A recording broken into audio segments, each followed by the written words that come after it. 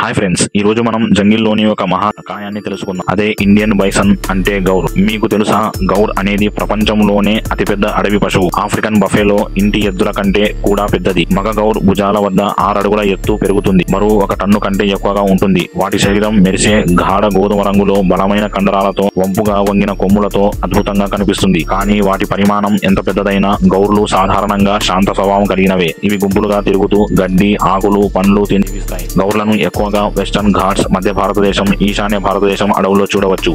Kanha, Bandhavgarh, నాగర్హోలే, Periyar national parks లో వీటి స్థానం ఉంది. ప్రకృతిలో గౌర్ చాలా ముఖ్యమైనవి. ఇవి పులులకు ఆహారం అవుతాయి. అలాగే మేపడం ద్వారా అడవులు ఆరోగ్యంగా పెరగడానికి సహాయం చేస్తాయి.